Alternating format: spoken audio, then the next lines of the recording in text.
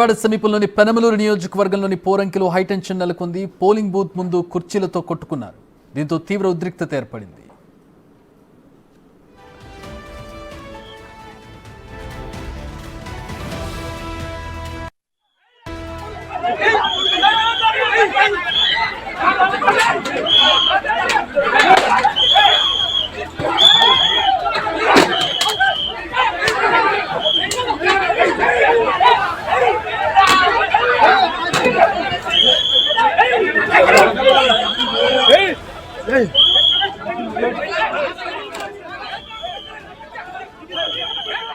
పెనమలూరు నియోజకవర్గంలోని పోరంకిలో హైటెన్షన్ నెలకొంద దృశ్యాలు మనం బిగ్ టీవీలో ఎక్స్క్లూజివ్గా చూస్తూ ఉన్నాం. పోలింగ్ బూత్ ముందు ఏర్పాటు చేసినటువంటి టెంట్లలో అక్కడ కూర్చోవడానికి ఏర్పాటు చేసినటువంటి ప్రాంతంలో టీడీపీ వైసీపీ వర్గీయుల మధ్య గొడవ జరిగింది. కొట్టుకునే వరకు వెళ్ళినటువంటి పరిస్థితిని మనం దృశ్యాల్లో చూడవచ్చు. పోలింగ్ బూత్ ముందు కుర్చీలతో కొట్టుకున్నారు టీడీపీ వైసీపీ వర్గీయులు. ఆ దృశ్యాలను బిగ్ టీవీ స్క్రీన్ మీద మీరు ఎక్స్క్లూజివ్గా చూడవచ్చు.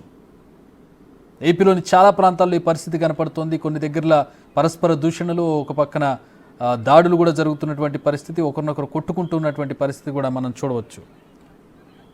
ప్రస్తుతం పెనమలూరు నియోజకవర్గంలో ఈ ఘటన చోటు చేసుకుంది. పోరంకిలోని ఒక పోలింగ్ బూత్ దగ్గర ఈ ఘటన చోటు చేసుకుంది. పోలింగ్ బూత్ ముందు రెండు పార్టీలు వైసీపీ టీడీపీ వర్గీయులు ఇద్దరు కూడా కొట్టుకున్నటువంటి పరిస్థితి. ఇక మా ప్రతినిధి మల్లికార్జున ఈ ఘటనకు సంబంధించి మరిన్ని వివరాలు అందించడానికి అందుబాటులోకి వస్తున్నారు. మల్లికార్జున, ఏం జరిగింది?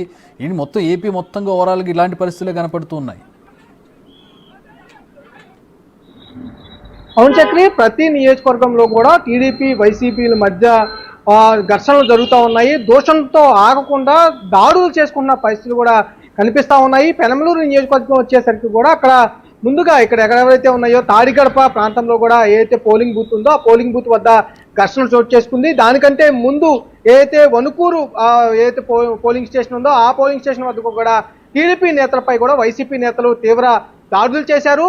ఈ దాడుల్లో టీడీపీ నేతలతో పాటు పోలీసులపై కూడా అక్కడున్న ఒక నేత, వైసీపీ నేత కూడా దాడి చేసిన ప్రయత్నం కూడా చేశాడు. అంతేకాకుండా అక్కడ పోలింగ్ ని ఆపేయాలంటూ కూడా అతను ప్రయత్నాలు చేసినట్టుగా కూడా పోలీసులు అక్కడ ఆరోపిస్తున్న పరిస్థితులు కూడా చేస్తా ఉన్నారు. ఇంత అరాచకం చేస్తున్న పట్టించుకోరంటూ కూడా టీడీపీ నేతలు తీవ్ర ఆందోళన వ్యక్తం చేశారు. తర్వాత కొంత చర్యలు తీసుకున్న పరిస్థితి కూడా కనిపించింది. వాళ్ళు వెంటనే అక్కడి నుంచి పోలీసులు ఆ స్టేషన్ కూడా తరలించిన పరిస్థితి కూడా కనిపించింది. దాని తర్వాత ఇప్పుడు ఏదైతే తాడిగడప ప్రాంతం ఏదైతే ఉందో పెనమలూరు నియోజకవర్గానికి వస్తుంటుంది. ఆ పెనమలూరు నియోజకవర్గంలోని జోగి రమేష్ అటుగా వచ్చిన సమయంలోనే ఈ దాడి ఘటన జరిగినట్టు కూడా చెప్తా ఉన్నారు.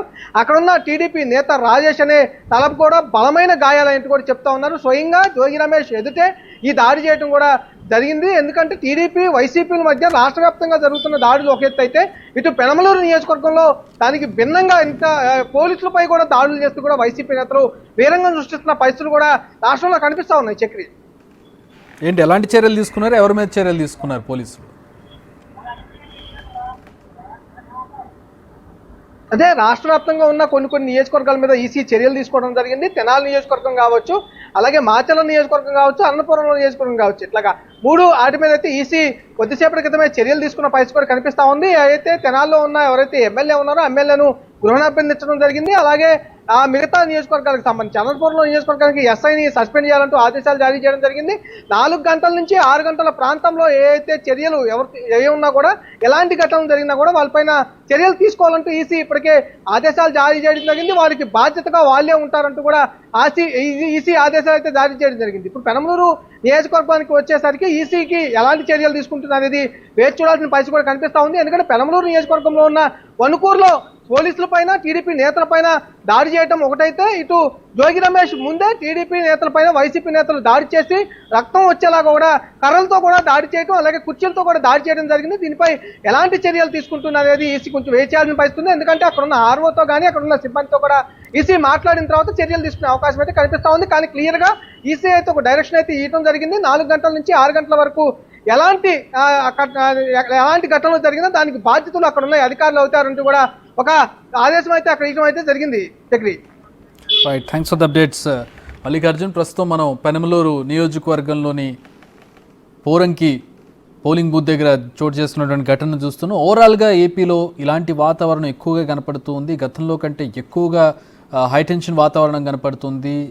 చాలా పోలింగ్ బూత్ల దగ్గర దూషణల పర్వం దాటి కొట్టుకోవడం వరకు వెళ్ళేటటువంటి పరిస్థితి.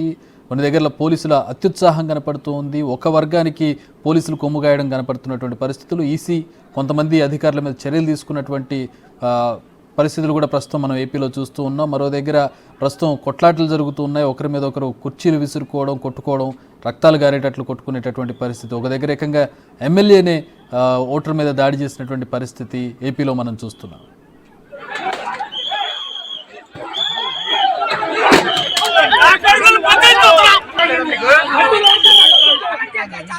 బజ్జులాడుతుంది